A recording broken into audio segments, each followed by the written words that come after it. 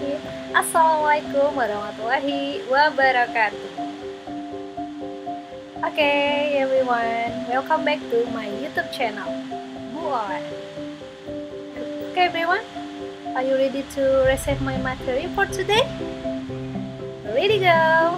Tapi sebelum mulai materi perkuliahan, seperti biasa, marilah sama-sama kita tundukkan hati dan kepala sejenak, memohon kepada Allah Subhanahu wa Ta'ala agar perkuliahan online kita diberikan kemudahan dan kelancaran oleh Allah, dan membaca Al-Quran Al-Fatihah.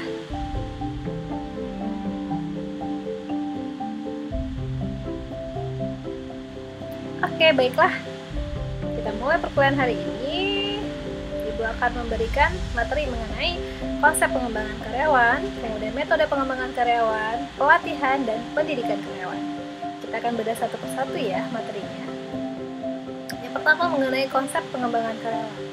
Setelah karyawan tersebut diseleksi dan diadakan pelatihan, uji tes tertulis, administrasi, non tertulis, dan sebagainya, kemudian bahkan sampai karyawan tersebut sudah melewati masa orientasi dari sebuah perusahaan, dan selanjutnya karyawan tersebut harus dilakukan pengembangan dari diri karyawan. Karyawan tersebut harus di-improve about skill, improve about knowledge terhadap sumber daya manusia di divisi-divisi tertentu. Maka karyawan tersebut harus diberikan keterampilan, pengetahuan, dan kemampuan pribadi dan organisasi. Tujuan pengembangan sumber daya manusia itu apa? Tujuan pengembangan sumber daya manusia itu yang pasti untuk meningkatkan kemampuan masing-masing individu.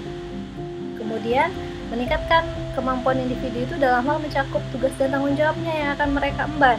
Kemudian meningkatkan kemampuan masing-masing individu itu untuk masa yang akan datang, dan meningkatkan kekompakan, kerjasama dalam tim dalam suatu organisasi. Kemudian meningkatkan kolaborasi antar unit organisasi yang berbeda, dan tentunya akan meningkatkan kesehatan organisasi pada akhirnya.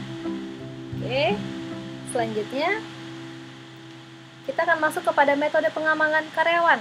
Apa saja sih metode pengembangan karyawan? Biasanya metode pengembangan karyawan ini ada berbagai macam dilakukan di masing-masing organisasi, tergantung daripada budaya organisasi itu sendiri. Tapi biasanya pada dasarnya metode pengembangan karyawan itu yang biasa dilakukan sebuah organisasi itu biasanya dilakukan yang pertama on the job training, kemudian ada magang, ada simulasi, dan job rotation. Bisa jadi pengembangan karyawan yang dilakukan ini metodenya dipilih salah satu saja atau dilaksanakan secara bertahap. Kemudian coba kita lihat on the job training. Apa itu on the job training? On the job training adalah sebuah program pelatihan karyawan yang mampu memberikan motivasi yang lebih tinggi pada para pesertanya untuk berlatih dan belajar. Kemudian yang kedua, dilakukan magang. Magang itu apa? Magang merupakan salah satu bentuk metode pelatihan yang mengharuskan para pesertanya untuk mengikuti serangkaian kegiatan yang dilakukan oleh pemangku jabatan tertentu. For example, misalkan ada karyawan dengan penempatannya sebagai as a teller. Sebelum seseorang itu atau karyawan tersebut terjun ke dunia kerja yang the real, dia itu harus melewati dulu yang namanya magang selama 1 tahun, karena di dalam magang itu nanti karyawan yang diberikan amanah menjadi seorang teller itu akan dilakukan dulu. Di sana akan dilatih, akan diberi pendidikan di tempat seperti kalau misalnya teller ya ditempatkan di counter teller. Bagaimana cara menghadapi nasabah, bagaimana cara berbicara dengan nasabah, dan apa-apa saja step by step yang harus dilakukan dari seorang teller.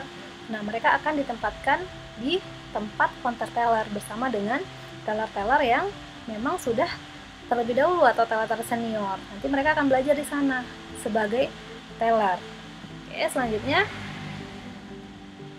simulasi. Ada metodenya dinamakan dengan simulasi. Padahal itu adalah bentuk metode yang dilakukan dengan cara menggunakan alat-alat atau mesin dalam kondisi lingkungan yang dibuat sesuai atau sama dengan kondisi situasi kerja sebenarnya. Ini mungkin bisa kita contohkan seperti yang bekerja di bidang teknik mesin mungkin kan, bagian mesin mereka yang menggunakan peralatan dan perlengkapan. Kemudian lanjut kepada job rotation. Itu peserta pelatihan itu dan pengembangan sumber daya manusia akan dipindahkan secara berkala dari satu jabatan atau unit kerja tertentu ke jabatan unit kerja yang lain. Seperti seorang teller tadi. Satu waktu dia akan dipindahkan ke bagian customer service. Suatu waktu bisa jadi akan dipindahkan ke bagian marketing. Jadi mereka berotasi sesuai divisi yang ada di sana. Kemudian kita lanjut kepada pelatihan atau training. Apa itu pelatihan atau training? Mari kita lihat. Pelatihan adalah usaha mengurangi atau menghilangkan terjadinya kesenjangan antara kemampuan karyawan dengan yang dikehendaki organisasi. Dengan adanya pelatihan diharapkan si karyawan tersebut akan meningkat kemampuan, skill atau knowledge-nya tentang suatu pekerjaan yang akan dia emban. Kemudian, apa tujuan pelatihan bagi karyawan? Yang pasti untuk memperbaiki kinerja, kemudian untuk membuat karyawan itu meningkatkan keahliannya di bidang teknologi mungkin kalau ada menggunakan teknologi di sana. Kemudian mengurangi waktu pembelajaran bagi karyawan baru yang kompeten dalam pekerjaan. Kemudian membantu memecahkan masalah operasional, mempersiapkan karyawan untuk promosi, mengorientasikan karyawan terhadap organisasi, dan memenuhi kebutuhan pertumbuhan pribadi. Kemudian ada namanya pendidikan. Education is concerned with knowing how and is more concerned with theory of work, whereas training is more practical. Ini maksudnya adalah pendidikan itu lebih concern kepada apa yang ingin dia tahu, bagaimana dia ingin tahu gitu, dan dia tuh lebih concern kepada teori dan suatu pekerjaan. Kalau training itu lebih kepada praktek. Jadi di pendidikan ini lebih kepada teori. Kalau seandainya kita contohkan sebagai teller tadi, dilakukan pendidikan, dia lebih kepada sistem administratifnya, mungkin pencatatannya, setelah dilakukannya transaksi dengan nasabah, dicatat, setelah dicatat dilakukan pencatatan arus kasnya seperti apa, nanti akan dilakukan pelaporan kepada kepala teller seperti itu. Dan setelah dilakukan laporan untuk kepala teller akan melaporkan kepada BSM-nya. Nah, itu secara teorinya. Sedangkan untuk training itu lebih kepada pekerjaan yang bersifat menggunakan peralatan dan mesin. Kita lihat apa tujuan pendidikan karyawan ini. Secara umum, tujuan pendidikan dan pelatihan ini bertujuan untuk memberikan kesempatan kepada personil dalam meningkatkan kecakapan dan keterampilan mereka, terutama di bidang-bidang yang berhubungan dengan kepemimpinan atau manajerial yang diperlukan dalam pencapaian suatu organisasi.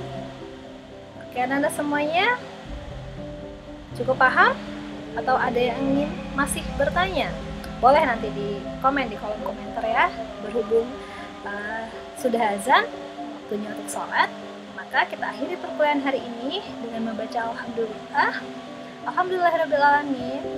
Akhir kata, wabillahi taufiq wal hidayah. Wassalamualaikum warahmatullahi wabarakatuh.